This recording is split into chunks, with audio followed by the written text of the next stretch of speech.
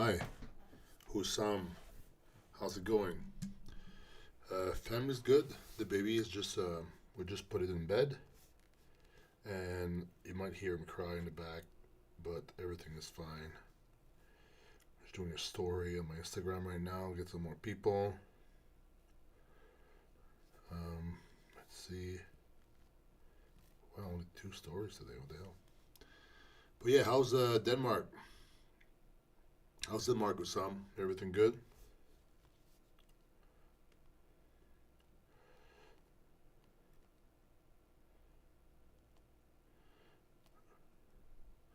Alhamdulillah, everything is good, brother. Yes, I like that. Everything is good. But yeah, I hope you guys are good. Let me just do another shared story in my shoulder day. That's nice.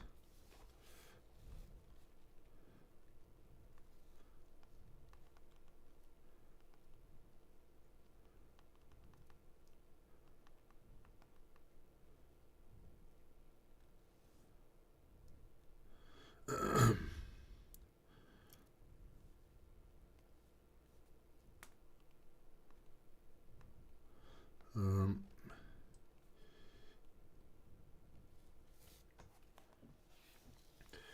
Here is my live stream right now. Antoine Anonymous, twice a week now. Antoine Anonymous, Addiction and Recovery live stream. Help people. People help me. I help people. Help each other. Some positive content. So join right now. You know, if you're seeing this right now, like on 9:18 p.m. on Wednesday, I'm live on YouTube. So join in.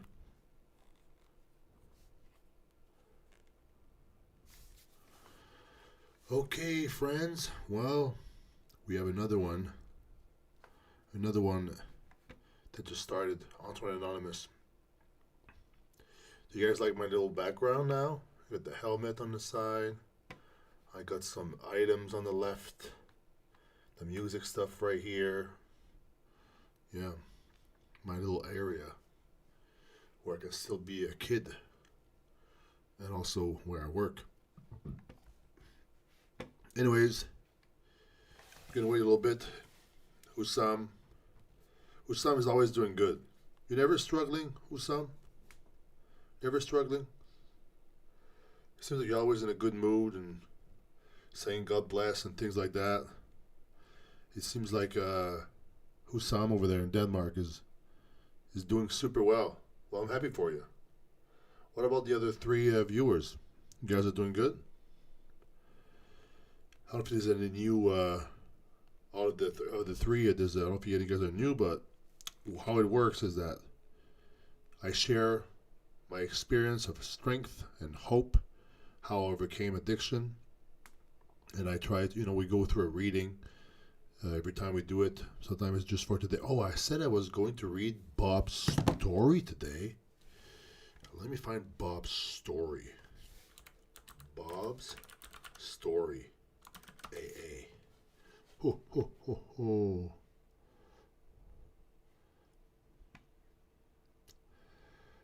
Is it called the... let me ask, like, because that would be good. That's good. Because people think the AA, they were just drinking. No, the guys who founded AA were also addicts. Um,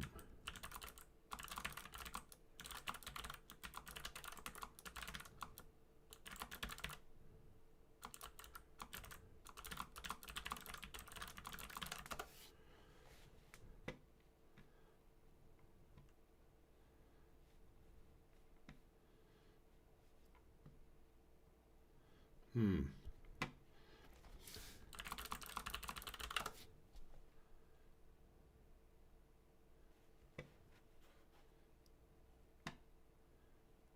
So it's called Bob's story. Okay. Where is it?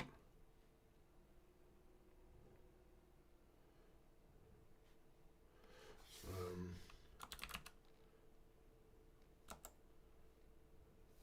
Shit, trying to find it.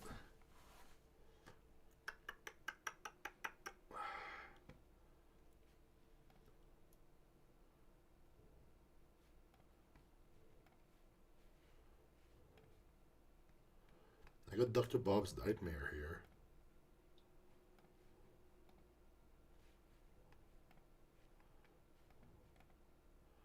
Is there a search option here?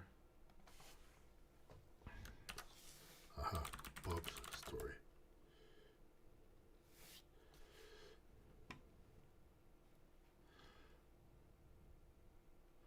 Called Dr. Bob's Nightmare?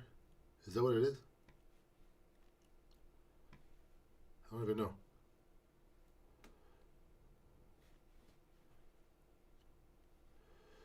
I don't even know. I'm gonna download this. Let's just read. We'll read that. Now I gotta find a way to put that on the screen. So just bear with me. Always alhamdulillah.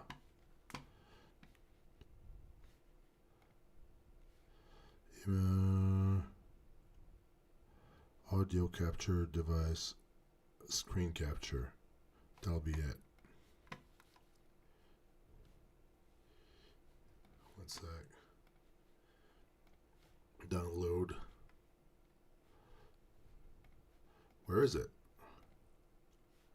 Aha. On the desktop. Okay. Let's do that. Okay.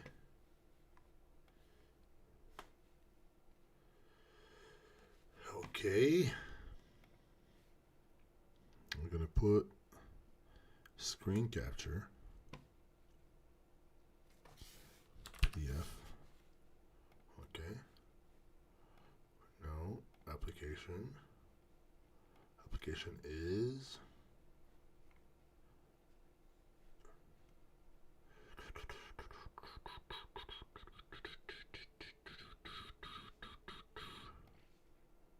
No. No. Preview.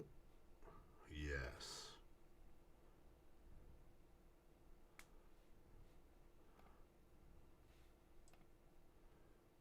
Damn. Fucking weird.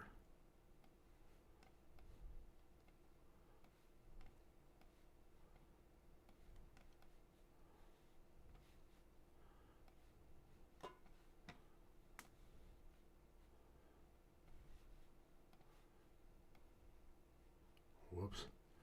Bear with me. I'm just trying to get that going. Okay, that's gonna do. All right. But first of all, let's start with the Serenity Prayer. Put that on the screen. God, grant me the serenity to accept the things I cannot change, the courage to change the things I can, and the wisdom to know the difference. I tell you, Bob's story, is it called Bob's Nightmare? In A? I couldn't find Bob's story. It's the doctor's opinion. It's one of them. Yeah, but I want the one where he talks about how fucked up he is. Anyway. Alright. Poof. I'm going to go straight to reading because I only got 3 viewers right now. Yeah, it's me and the baby. No. Alright, poof. Here we go. Here we go. No, that's not it. What the hell? Where is this thing I just had just now? Oh, there it is. Okay.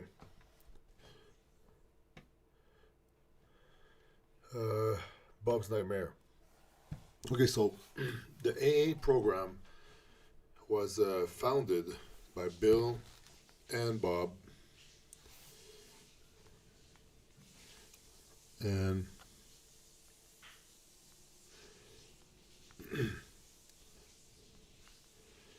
one sec, texted a friend, and people think that they were just alcoholics. I don't know if that's the right story, this one here, but it's pretty cool. It's it talks about like, and this was written like, see that? It says here, a co-founder of Alcoholics Anonymous, the birth of our society dates from his first day of permanent sobriety, June 10th, 1935. Whoa, before the Second World War. That's pretty crazy, right? So we're going to go through this reading here.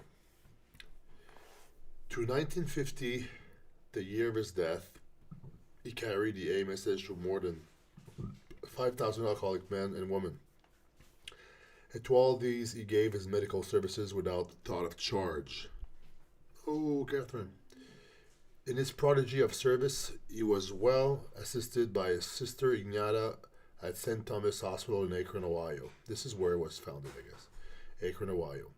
One of the greatest friends of our fellowship will ever know. So I don't think she was an alcoholic, this girl.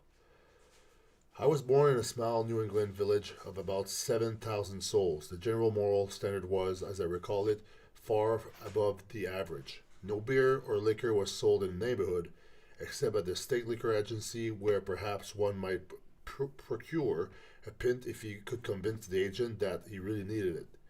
Without this proof, the expectant purchaser would be forced to depart empty-handed with none of what I later came to believe was the great panacea of all human ills. That's a cool word, panacea. I don't even know what it means. I'm not going to look it up.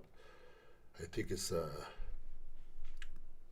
just say peak, high standard of human ills. Men who had liquor shipped in from Boston or New York by express were looked upon with great distrust and disfavor by most of the good townspeople. The town was well supplied with churches and schools in which I pursued my early educational activities. All right, my father was a professional man of recognized ability, and both my father and my mother were most active in church affairs. Both father and mother were considerably above the average in intelligence. Above the average. Unfortunately for me, I was the only child, which perhaps engendered the selfishness which played such an important part in bringing on my alcoholism.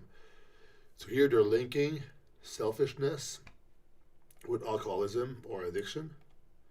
So those are traits of addicts. Selfishness. I can speak for myself. I was selfish because all I cared about was like my wants, right? From childhood through high school, I was more or less forced to go to church, Sunday school, and eventually an evening service. Monday night Christian endeavor, and sometimes to Wednesday evening prayer meeting. So he did a lot of church stuff because of the parents. This had the effect of making me resolve that when I was free from parental domination, I would never again darken the doors of a church. This resolution I kept steadfastly for the next 40 years, except when circumstances made it seem unwise to absent myself. I guess like a wedding or something. After high school came 4 years in one of the best colleges in the country where drinking seemed to be a major extracurricular activity. So in school, right? So peer pressure, things like that. He started drinking more. And the first time I drank, I was in police school. And my friend Cobb was like, let's drink. And I never drank before. And I drank like a glass of pure vodka pretty much. Like 20% juice, the rest was vodka just because I got dared.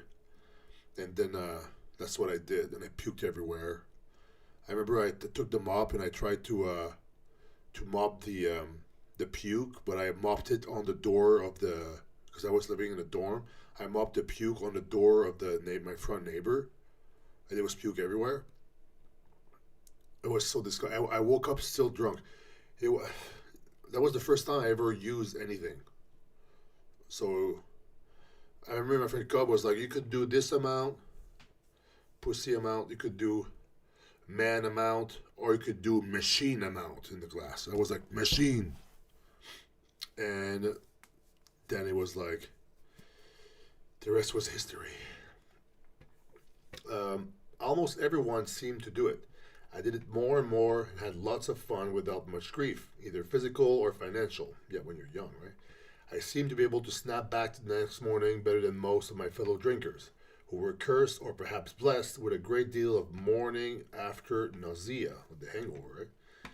Never once in my life have I had a headache, which fact led to me to believe I was an alcoholic almost on the start. So I can relate to that because I would bounce back from all the parties I did pretty good. You know, I would like go to the gym pretty quick, and I would try to, and I would gain my weight back pretty quick. Because me, I wouldn't drink or, I mean, I would drink, but water. I mean, I wouldn't eat much, and I would like be awake for a long time. So I would lose some weight, but I would get it back pretty quick because of my genetics or something. So I can relate to that. It's like if I really had really bad consequences after, maybe I wouldn't want to keep going, right? But my consequences after were not that bad after. Yeah, Larito, Frito, no problem. Yeah, right, Cass. I was in police school, but after I did well, 85 average, but it wasn't for me. I didn't like to be told what to do. I just chose to go in the police like on a whim because my friend decided to do so. I was like, oh, that'd be cool. I want to go in a riot and do stuff, but yeah, I didn't like the fact that they try to control me and things like that. I mean, it's all right, you know. I just did other things instead. Um, okay, never once in my life have I had a headache. Blah blah blah. My whole life seemed to be centered around doing what I wanted to do regard without regard for the rights, wishes, or privileges of anyone else. Selfish. A state of mind which became more and more predominant as the years pass, so it gets worse. I was graduated summa cum laude in the eyes of the drinking fraternity, but not in the eyes of the dean. I don't know what that means. Summa cum laude must be Latin. The next 3 years I spent in Boston, Chicago, and Montreal in the employ of a large manufacturing concern selling railway supplies, gas engines of all sorts, and many other items of heavy hardware. Um, Catherine, it's a fake chainsaw. It's a fake chainsaw with autographed by the creator of the game Doom back in the 90s. And I liked the whole series game, and I saw it was selling that on eBay. And I bought it. It wasn't that expensive.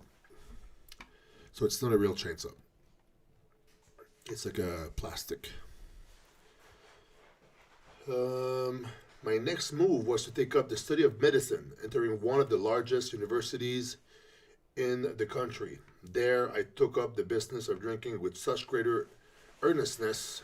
See all these cool words? This is why reading books is good, I guess. My wife is right. Then I had previously shown. On account of my enormous capacity for beer, I was elected to membership in one of the drinking societies, a drinking society, and soon became one of the leading spirits. No pun intended with spirits. Many mornings I have gone to classes, and even though fully prepared, I would turn and walk back to the fraternity house where, because of my jitters. He was like already like super young. He was young, where he was in school still. Like and then he would have to go back to the fraternity house where the alcohol was, because he was already had the shakes, the withdrawals. So that's pretty crazy. So he must have been drinking a lot. Not daring to enter the classroom for fear of making a scene should I be called on for recitation, which means I guess you go in the front and talk. This went on. This went from bad to worse until summer before spring, when a prolonged period of drinking, I made up my mind that I could not complete my course, so I packed my grip and went south to spend a month on a large farm owned by a friend of mine. So you kind of dropped out. When I got the fall out of my brain, I decided that quitting school was very foolish and that I had better return and continue my work. So when I reached school, I discovered the faculty had other ideas on the subject. After much argument, they allowed me to return and take my exams, all of which I passed creditably, I guess pretty good. But they were much disgusted and told me they would attempt to struggle along without my presence. After many painful discussions, they finally gave me my credits, and I migrated to another of the leading universities of the country and entered as a junior that fall. So right away, he almost messed his life up because of alcohol, right?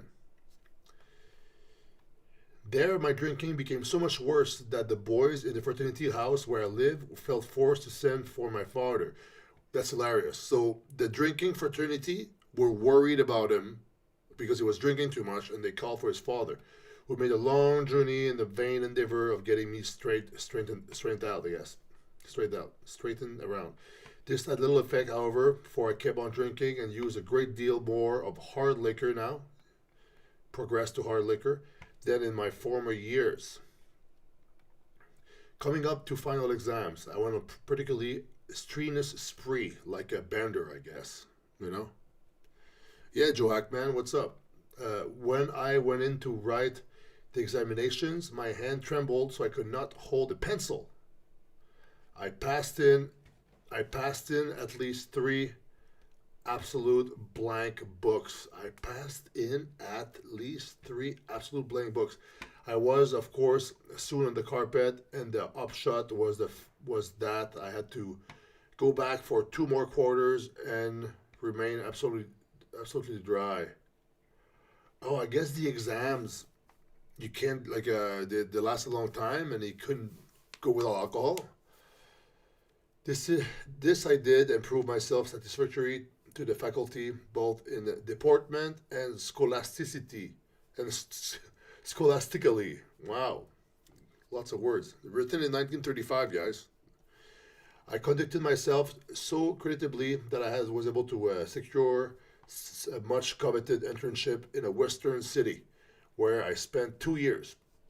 During these 2 years, I was kept so busy that I hardly left the hospital at all. Oh, because he was a doctor. Consequently, I could not get into any trouble. When those 2 years were up, I opened an office downtown. I had some money, all the time in the world, and considerable stomach trouble. I soon discovered that a couple of drinks would alleviate my gastric distress. So I guess during these 2 years that he was in the hospital, he didn't really drink. So interesting, right? You left the group of the school and the environment, and you kind of like stopped drinking. But it seems like this wasn't enough. Came back. I soon discovered that a couple of drinks would alleviate my gastric distress, at least for a few hours at a time. So it was not at all difficult for me to return to my former excessive indulgence.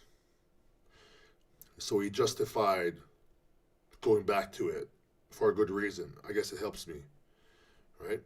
A lot of people use drugs with that reason in mind. Oh, it removes the stress. Oh, it helps me focus. I'm in physical pain. I need this pill. Blah blah blah. By this time, I was beginning to pay very dearly physically, and in hope of relief, voluntarily incarcerating myself at least a dozen times in one of the local sanitariums. So a sanitarium is like asylum. Asylum. So where crazy people go. It's like that floor in the hospital world. Everybody's are yelling and throwing poop at each other. I'm exaggerating, but it's where like the mentally ill go. I was between Scylla and Charybdis now. What the? I was between Scylla and Charybdis now because if I did not drink, my stomach tortured me. Like between a rock and a hard place, I guess. Between Scylla and Charybdis. Charybdis. Between Scylla and Charybdis. Because if I did not drink, my stomach tortured me. And if I did, my nerves did the same thing. So if he didn't drink, his stomach would hurt. And if he didn't drink, he would be stressed out. The withdrawals would be mental too. Scylla and Charybdis were mythical sea monsters noted by Homer, Greek mythology. That's cool. See, learning stuff because I'm reading a book. After 3 years of this, I wound up in the local hospital to the doctor himself. He's not stupid. He's a doctor, right? The doctor himself wound up in the local hospital because he was drinking too much. You would think a doctor would know better, right? Like for me, you would think a pro bodybuilder would know not to party because it would hurt his gains at least, and also would be bad for the health and my life. But I kept going. So let's see what he does. where they attempted to help me, but I would get my friends to smuggle me a quart. So he would get his friends, so called friends, to smuggle him some alcohol while he was in the hospital, or I would steal the alcohol about the building that I got rapidly worse. Whoa, right? Finally, my father had to send a doctor out from my hometown who managed to get me back there in some way, and I was in bed about 2 months before I could venture out of the house. I stayed about town a couple months more, and then returned to resume my practice. I think I must have been thoroughly scared by what had happened, or by the doctor, or probably both, that I did not touch a drink again until the country went dry. Are they talking about the prohibition there? When was the prohibition? Was it in the 30s? Oh, so this is way before the 30, right? This is before 35. Because this was within 35. He's talking to him as a kid. So I did not touch a drink again until the country went dry. Whoa. See, alcohol was such a problem back then. Was killing so many people, making people go crazy in the sanitariums, asylums, go to the hospital. The doctors would try to treat them, but they would keep on drinking afterwards because they were sick. The disease of alcoholism. They were addicted. The disease of addiction. And they were so bad that they made alcohol illegal. That's the reason. But it would be like, it's like when they made fentanyl and all these drugs illegal because it kills people. We have a fentanyl crisis. But there was no fentanyl crisis back in 20s or 1910s or whenever this guy was, alive before they did the prohibition. So that's how bad it was. That's how bad it was. This is why, Rycast, this is the big book of Alcoholics Anonymous, the big book of AA. So Bob is actually one of the founders of AA, Bill and Bob. Bill, the finance guy, Bob, the doctor. With the passing of the 18th Amendment, I felt quite safe. I knew everyone would buy a few bottles or cases of liquor as their exchequers permitted. Exchequers. I guess some people had a permit, a reason to buy drinks, and that it would, maybe they're just like stocking up before the law passes. Therefore, it would make no great difference. Even if I should do some drinking at that time, I was not aware of the almost unlimited supply the government made it possible for us doctors to obtain. Oh, no. At that time, I was not aware of the almost unlimited supply the government made it possible for us doctors to obtain. So there was a prohibition for the normal folks, but the doctors, I guess for medical purposes, had access to an unlimited supply of alcohol. Oh. Neither had I any knowledge of the bootlegger who soon appeared on the horizon. Bootleggers make clandestine alcohol. It's like the bikers pressing pills nowadays. The guys like selling cocaine and stuff, or making fentanyl, or crystal, whatever, all the drugs that are like from the black market. Back then, they had the bootleggers. They made black market alcohol. So I drank with moderation at first, but it took me only a relatively short time to drift back into the old habits. So, short time to drift back into old habits. Every time I relapse, I would go right where I was. It didn't take me a short time at all. I would do exactly the same thing, the same way I did it. Like I didn't even care about controlling me. So for him, it took a short while to go to the heavy drinking. But for me, as I would go back straight to it. Yo, Tina, how's it going? We're reading the Bob's Nightmare from the AA book. So yeah, short time to drift back into the old habits. Every time I relapse, I would go back to it right away. All right. So there's a lot of things that Bob is talking about that I can relate directly. Yeah, caught alive. During the next few years, I developed two distinct phobias. Okay, one was the fear of not sleeping, and the other was the fear of running out of liquor. That's funny. Me, it was like the fear of sleeping and the fear of running out of drugs. So very similar, except it's the opposite for sleeping. Not being a man of means, I knew that if I did not stay sober enough to earn money, I would run out of liquor. So that's funny, you know. Most of the time, therefore, I did not take the morning drink, which I craved so badly, but instead would. Oh, look at this! See, this is it. So this is when Bob became more than an alcoholic and became a full blown addict, which I was like, oh shit, I didn't know this. Right? I didn't know this. Let me just move this. I guess you can see this. There you go. That's better, right?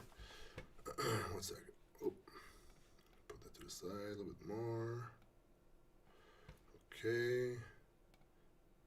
There you go. Okay. Where am I? Okay. And yes, where am I? Okay. This is it. He craved the morning drink so badly, but instead of drinking, he would fill up on large doses of sedatives to quiet the jitters. Okay, now we full blown addict now. To remove the jitters in the morning, would use large doses of sedatives. I wonder which ones, but didn't say so far. Occasionally, I would yield to the morning craving, but if I did, it would be only a few hours before I would be quite unfit for work. Okay. This would lessen my chances of smuggling some home that evening, which in turn would mean a night of futile tossing around in bed, followed by a morning of unbearable jitters. So every day was just like, it's like people doing the opiates. They end up using, not just to not get dope sick. Similar here. Every day he's battling the jitters, and he's tried to like control his alcohol and drug use just enough so he can make at least work and make money to keep drinking. Whip on next thing. I wonder if alcohol proof was higher back then. I mean, proof. I don't know what you mean. Like percentage? Probably like the same as now. I mean, 40% is 40%, right? During the subsequent 15 years, I had sense enough to never go to the hospital if I had been drinking, and very seldom did I receive patients. What? I had sense enough to never go to the hospital. Okay, so if he would drink too much, he would like not go to the hospital, and very seldom did I receive patients. I guess when he was drinking, I would sometimes hide out in one of the clubs of which I was a member, and had the habits at times of registering at the hotel under a fictitious name. But my friends usually found me, and I would go home if they promised that I should not be scolded. That's funny. I'll go home if you guys just shut up and don't talk to me about it. That's funny. Yeah, Catherine. Yeah. If my wife was planning, oh, there's a wife in there. If my wife was planning to go out in the afternoon, I would get a large supply of liquor and smuggle it home, hide it in the coal bin, the clothes chute, over the door jambs, over beams in the cellar, and in cracks in the cellar tile. So look, he's like hiding the alcohol, hiding the drugs, because alcohol is a drug. Period. Yeah, I did that. If I would be living with like a girlfriend or something, I would be hiding the drugs, hiding the habit from them as much as I could. I sucked at that, but I tried, like an addict, right? Addict behavior. I can relate to that. I also made use of old trunks and chests, the old can container, and even the ash container. He hid alcohol everywhere. The water tank on the toilet I never used because that looked too easy.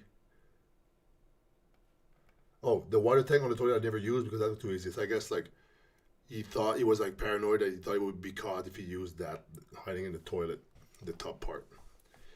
I used to put 8 or 12 ounce bottles of alcohol in a fur-lined glove and toss it onto the back airing porch when winter got dark. Days got dark enough. My bootlegger had hidden alcohol at the back steps where I could get it at my convenience. Sometimes I would bring it in my pockets, but they were inspected, and that became too risky. I used to put it up in 4 ounce bottles and stick several in my stocking tops. Not sure what that is, a stocking top. I guess a piece of clothes or something. This worked nicely until my wife and I went to the Wallace Berry in Tugboat Annie, after which the pant leg and stocking racket were out. Uh-oh. I will not take space to relate all my hospital or sanitarium experiences. So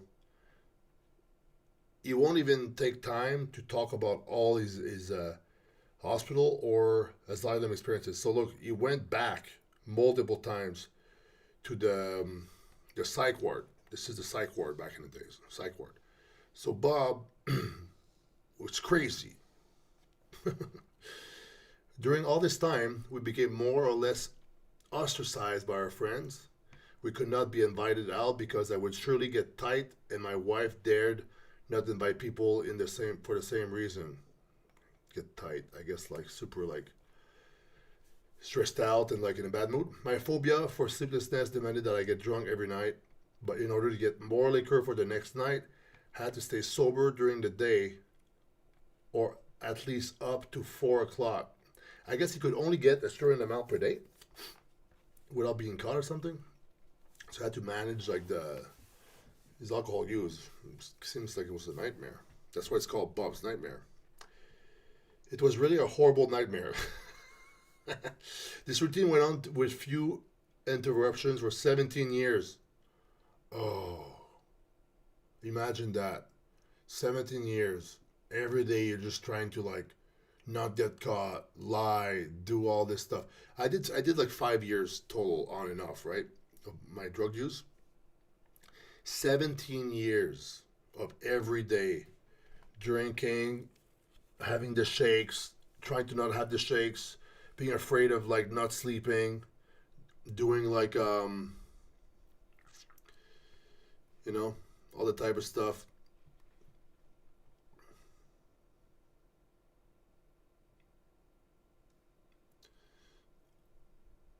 Yeah, Tina, good job. Catherine, summa cum laude is used to denote the highest level of academic distinction. Oh, okay. Oh, cool. That's cool. Yeah, it's been a while, Tina. You gotta bring it out. It's a great reading. Okay, let's see where I am here. Okay. 17, it was a horrible nightmare. This earning money, getting liquor, smuggling at home, getting drunk, morning jitters, taking large doses of sedatives to make it possible for me to hoard more money, and so on ad nauseam. Another Latin word. Maybe Catherine can tell me what that is. I used to promise my wife, my friends, and my children that I would drink no more. Okay, there we go. Now he promised it. He promised it. I will drink no more. Promises which seldom kept me sober even through the day, though I was very sincere when I made them. So it would start the day, I'm never doing it again. It would end the day drinking. It's like me before I went to bed, okay, I'm gonna stop doing drugs. I would throw the rest out, wake up, change my mind, buy some more, wondered why I wasted this drug last night. You know what I mean? I would change my mind. So you make these promises because you're like, you're crying, whatever, you have consequences, and then you end up justifying going back to it somehow. And the thing is, sometimes the smarter you are, it works against you because you'll be really good at justifying why you're going back to it. If you're a simpleton, you're like, I can't drink because I can't drink, I'm an alcoholic. And then if you just be that, it's like, no, I'm stubborn, you would just not drink. But sometimes the smarter you are, the more reasons you can find of like why you should keep going. And you play the victims, you try different angles. Somebody will say, well, yeah, but you should be doing this instead of that. So, no, because of this is how I feel my stomach, whatever, right? You find all these excuses all the time. The smarter you are, you're almost like even more addicted. Um, okay, blah, blah, blah, blah, promises. I was very sincere when I made them. And the thing, it was sincere. Like, I really believed myself when I said I would stop doing drugs. But then I would, like, change my mind. For the benefit of those experimentally inclined, I should mention the so-called beer experiment. Okay, when beer first came back, I thought I was safe. I could drink all I wanted of that. It was harmless. Nobody ever got drunk on beer. What? So I filled the cellar full with the permission of my good wife. It was not long before I was drinking at least a case and a half a day. So that's like 36 beers. I put on 30 pounds of weight in about 2 months. Looked like a pig. So he abused that too. You know, he tried to replace one thing with another. I tried that briefly. Didn't work. And was comfortable from shortness of breath. That's a doctor, mind you, right? It then occurred to me that after one was all smelled up with beer, nobody could tell what had been drunk. So I began to fortify my beer with straight alcohol. Oh my God. See, here's the justification. I realized that once you drink beer, you smell like beer anyway, and then nobody could tell what has been drunk, like consumed. So because he already smelled like beer, he hid straight alcohol in his beer because now it would be like he wouldn't get caught drinking the hard stuff because you already smell like beer. See what I mean? Of like smart people will justify and find even more ways and means to like get more. Of course, the result was very bad, and that ended the beer experiment. About the time of the beer experiment, I was thrown in with a crowd of people who attracted me because of their seeming poise, health, and happiness. They spoke with great freedom from embarrassment, which I could never do, and they seemed very much at ease on all occasions and appeared very healthy. More than these attributes, they seemed to be happy. Okay. I was self-conscious and ill, at ease most of the time. My health was at a breaking point, and I was thoroughly miserable. I sensed they had something I did not have, from which I might readily profit. I learned that it was something of a spiritual nature. Okay, he was lacking something spiritually. Oh, the doctor. What? Aren't you supposed to be a science guy? I learned that it was something of a spiritual nature, which did not appeal to me very much, but I thought it could do no harm. Okay, he's talking about he noticed that they're saying that. Okay. I gave the matter much time and study for the next 2.5 years. Okay? But I still got tight every night, nevertheless. I read, does tight mean drunk? I think tight means drunk. It's an old expression. Maybe Catherine, you can confirm that too. But I still got tight every night, nevertheless.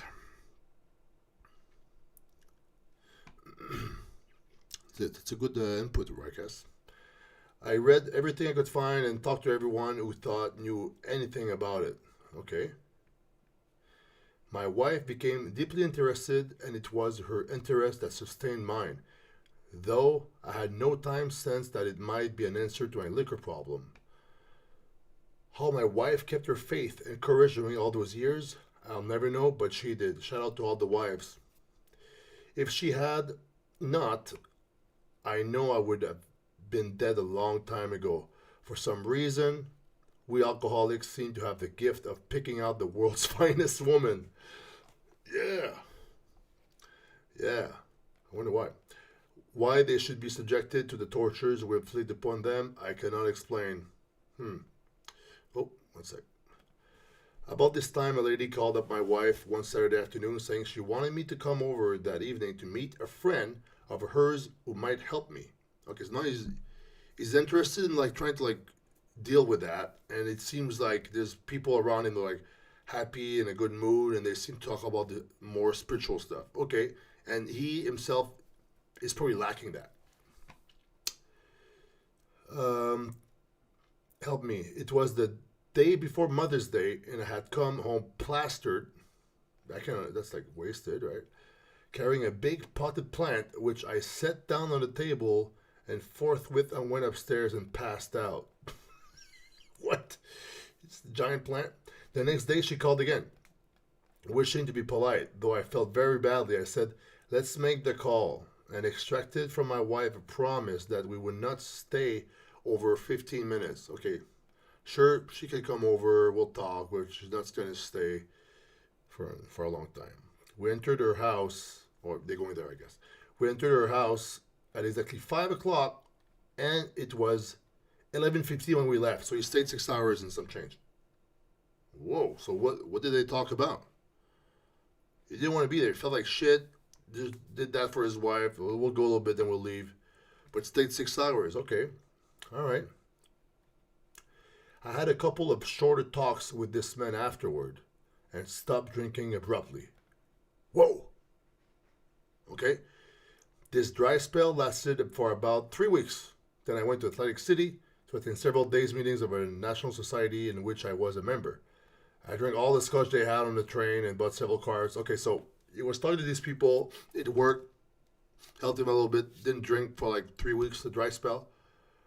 But then he went out of town. Maybe the vibe was more partying. There was alcohol on the train. Got tempted. Did it again. I bought several quarters on my way to the hotel. This was on Sunday. I got tight that night, drunk, I guess. Stayed sober Monday till after the dinner, and then proceeded to get tight again. I drank all I dared in the bar, and then went into my room to finish the job. So he went crazy, bender. Tuesday, I started in the morning, getting well organized by noon. I did not want to describe myself, so then I checked out. Okay. I bought some more liquor on the way to the depot. I had to wait some time for the train. I remember nothing from then on until I woke up at a friend's house in a town near home. Oh, he blacked out. I think that's the first time he talked about blacking out. These good people noticed my wife, who sent my newly made friend over to get me. So he sent a new guy that he was talking to that helped him out. He came and got me home and to bed, gave me a few drinks that night, and one bowl of beer the next morning. Okay, why did you do that? This was June. Okay, these good people noticed my wife, who sent my newly made friend over to get me. He came home. He came and got me home and got into bed. Gave me a few drinks that night and one bowl of beer in the morning. Okay, just for the jitters probably. This was June 10th, 1935. And that was my last drink. So he reached rock bottom. The blackout, and he got somewhere. That was like his massive rock bottom. This guy came and helped him out. As I write, nearly 4 years have passed. So he's 4 years clean. The question which might naturally come into your mind would be, what did the man do or say that was different from what others had done and said? Because remind you, he went to the asylum, the sanitariums, the psych ward, the hospital. He tried he tried many things in the past and nothing worked. But so who's that guy? What did he say? It must be remembered that I had read a great deal and talked to everyone who knew or thought they knew anything about the subject of alcoholism. Because he's a doctor, right? Of course he's going to try to learn about it. But this was a man who had experienced many years of frightful drinking, who had most all the drunkard's experiences known to man, and who had been cured by the very means I had been trying to employ, that is to say, this spiritual approach. Oh, so the guy got clean and sober from a spiritual approach. So everything else was failing. Science was failing. Everything else, the hospital, the sanitariums, the therapy, whatever, pills, right, all failed. But what worked for him was a spiritual approach. Okay. He gave me information about the subject of alcoholism, which was undoubtedly helpful. All right, there's a little thing here. Of far more importance was the fact that he was the first living human with whom I had ever talked who knew what he was talking about in regard to alcoholism from actual experience. In other words, he talked my language. This is why the program works. Let's say if you are struggling or you're in recovery, with addiction, and I speak the things I speak, there's things that I say that you might have done and that we can relate to each other. This is how the program works. Just that. He knew all the answers, and certainly not because he had picked them up in his reading. It is a most wonderful blessing to be relieved of the terrible curse with which I was afflicted. My health is good, and I have regained my self-respect and the respect of my colleagues. My home life is ideal, and my business is as good as I can be expected in these uncertain times. Miracle, these are the gifts of recovery right here. It took him 4 years after, he got everything and more, right? I spend a great deal of time passing on what I learned to others who want and need it so badly. So now he spreads the message, right? So not only that he stays that he got clean and sober. So what does he do now? He passes. He passed what he learned to other people who really need it, like I'm doing right now. For these 4 reasons: sense of duty. It is a pleasure because in so doing, I am paying my debt to the man who took time to pass it on to me. And 4, because every time I do it, I take out a little more insurance for myself against a possible slip. This is why I do it too. Guys, this is why I'm doing these live streams. These reasons right here. Because I feel it's my responsibility. It feels good to do it. And there's a debt I need to pay. I was given something, and I feel that it cannot be for free. And then 4, also, the more I talk about recovery, the more I'm reminding myself that who I am. If I forget long enough, maybe I could go out and do a mistake again. All right? So giving back is like really helpful in staying clean. Unlike most of our crowd, I did not get over my craving for liquor much during the first 2 and 1.5 years of abstinence. It was almost always with me. Over 2 years, still craving alcohol every day. But at no time have I been anywhere near yielding. So even though he had the thoughts, he didn't give in. I used to get terribly upset when I saw my friends drink and knew I could not, but I schooled myself to believe that though I once had the same privilege, I had abused it so frightfully that it was withdrawn. So it doesn't behoove me to squawk about it, for after all, nobody ever had to throw me down and pour liquor down my throat. Okay? If you think you're an atheist, this is another good one here. If you think you're an atheist, an agnostic, a skeptic, or have any other form of intellectual pride which keeps you from accepting what's in this book, I feel sorry for you. That's the doctor who said this, right? That's another important part. Maybe what's missing, let's say if you're struggling, mental health or whatever, maybe what's missing is something outside of you that you can't explain, like a higher power, some spiritual stuff, The doctor's saying this. That's crazy, right? If you still think you are strong enough to beat the game alone, this is your affair. But if you really and truly want to you really want to quit drinking liquor for good and all, and sincerely feel that you must have some help, we know that we have an answer for you. It never fails if you go about it with 1/2 the zeal you have been in the habit of showing when you were getting another drink. Your heavenly Father, I will never let you down. That's his higher power, right? But this is personal. So for you, like for Hussam, it's Allah. So Hussam would say in the chat, he would say, Allah, I will never let you down, right? And maybe, I don't know what Tina, what's your higher power, Tina? I don't know. But Tina would say something else, right? All right. What's after this? Uh, well, we're good. I think we're good. Do you guys have any questions? I'm gonna let you. I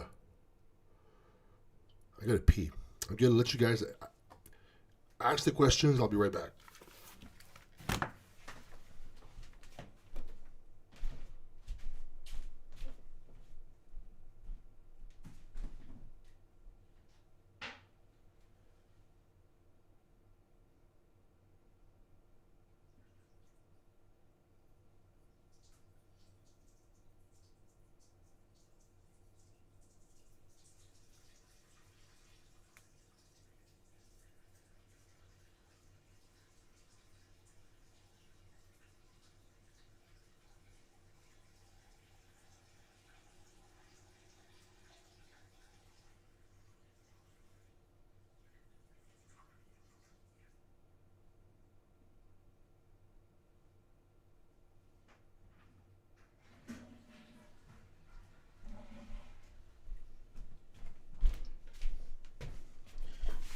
And we're back.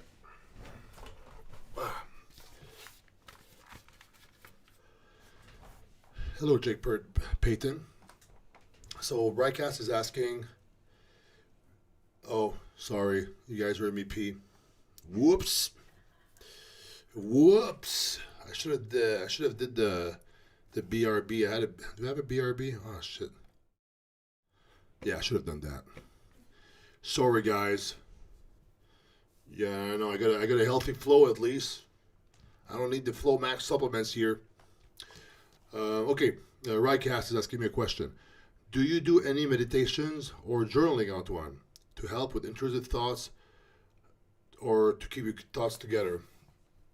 Um, I will do meditation sparingly, but it's like randomly. I will just like do conscious breathing, but I don't sit down on a mat. I tried to do that before. It's like I never really get to it. But I will like sometimes sit and breathe and stuff. I don't do journaling. I don't do that. But if stuff is going on, usually what I do is I keep it for myself for 5 days, and then at some point I'll just tell my wife something, and then she's like, why did you talk about it for 5 days? I said, well, I don't know. So I just pretty much what I do. I don't need to journal. I find if I really want to say something, I'll say it, or I just keep it inside until it's like okay, I feel like I need to talk about this or whatever. So sometimes I keep it inside for a long time. Who cares? It's not good, but that's what I do. But journaling would really help. It really helped. Um, it really helped, like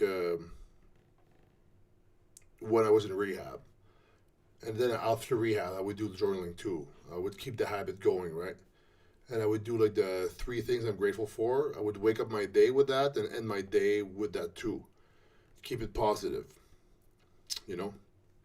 So that's the type of journaling that I did before. After that, Christian Gonzalez, what's up? Oh man, thank you. Cool. Thanks, Christian. Usam, we all pee. Yes, we do pee. Why do you withhold it for 5 days? Just 5 days? No, no. It's just. There's no reason why. Sometimes I just feel a certain way. I feel like it's just. I feel like if I talk about something, it's like I'm gonna complain, and I don't want to like be a Debbie Downer. So I just keep it for myself. I try to deal with myself. It's not a good thing, but like if it's really really bad, I'll have to. I talk about it. But if it's just like things that are like kind of like half like important or something, I just kind of like try to see if it's gonna go away, whatever.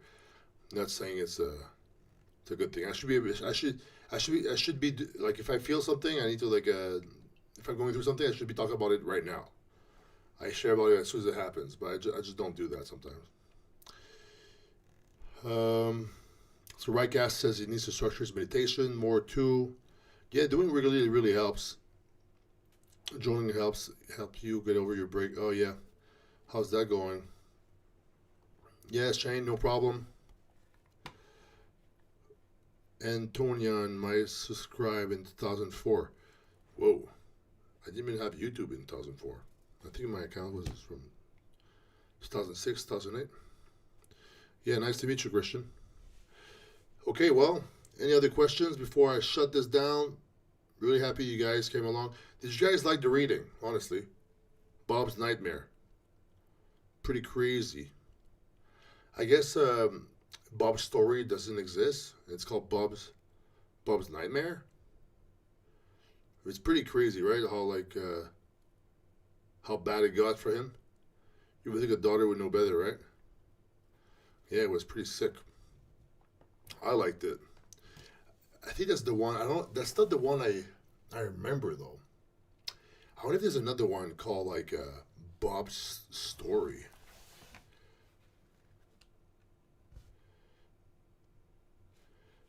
Yeah, yeah. Just go back in the live. You can do that, Jake. Right? Just go back in the live, and I read the whole like Bob's Nightmare. It's a reading from the AA Big Book. Bill and Bob were the founders of AA. Um,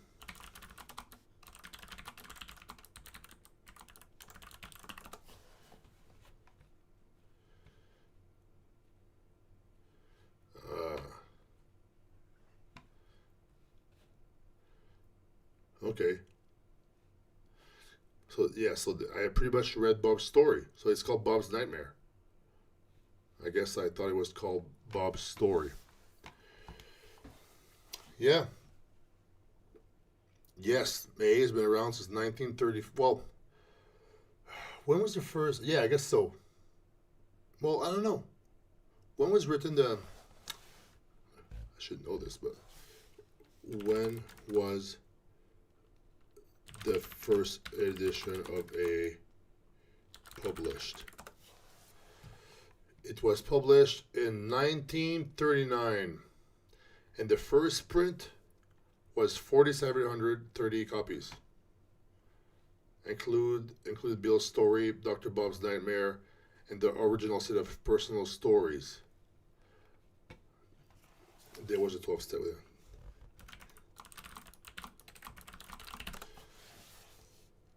Yes, the 12 steps were the first, obviously. Chapter 5 is called How It Works. And it's, yeah.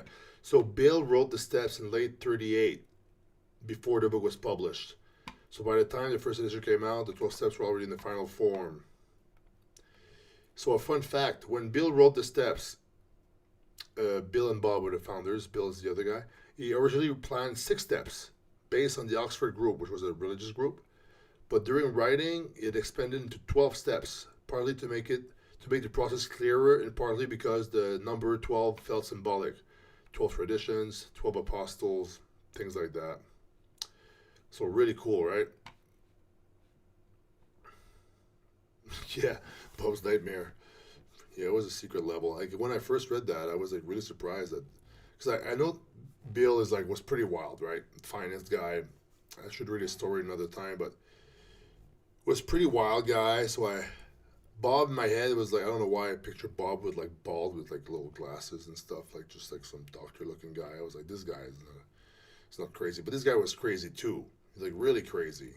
You know, we just read about it, so yeah. Well, I'm glad you guys liked the reading.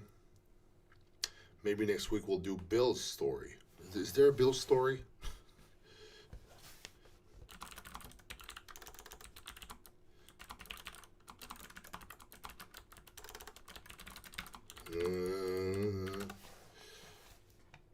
Yeah, okay, Bill's story. So I guess Bob's story is not called Bob's story. It's called Bob's Nightmare, and then Bill is called Bill's story. So that could be the thing for next time. So we'll cover like his early success on Wall Street and then how downhill it went. Mental deterioration, hospital stays, all kind of crazy shit. But yeah, there's a Bill Clinton story. That's a hard one. Get it? LOL. Oh, Monica. Okay, yeah. We're gonna end with we're gonna do a little moment of silence for the still suffering addict, and then I'm gonna read the Serenity Prayer. Let's have that moment now.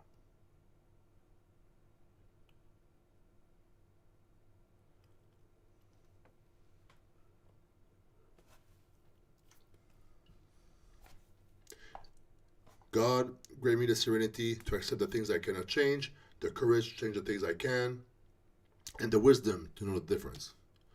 All right. Thanks, everyone. Thanks, Christian Gonzalez, for showing in. And if any of you guys want to hear the next one, Saturday night, 9 p.m., maybe we'll do, if I remember, we'll do Bill's story. Remember to have the bell button pressed to be notified when I go live, so you don't miss the next one. Jake Payton says, "Good night, everybody. I have 3 children, and I had to adopt 3 of my cousin's kids." Whoa, Jake! Shout out to you. I want a big family. Seems like you were building one yourself, and then you inherited 3 more right away. But good on you for doing that. Respect. Another reason to stay on path. You know what I mean? People rely on us now. So thanks for watching. Saturday 9 p.m. Make sure that you tune in. Usam says our best regards to Taylor. Everyone take care. I hope the best for all of you. This is life in the next. Always alhamdulillah. Shout out to Usam for always being nice. He's there almost every time, just working out, getting a pump, and blessing us with his cool comments in the chat. All right, shout out to all of you guys, and remember, if you are struggling, you don't have to struggle alone. You can reach out to somebody you trust, somebody you can relate to, maybe that went through the same thing you're going through. But isolation is not the solution. Connection is, though. So, on that note,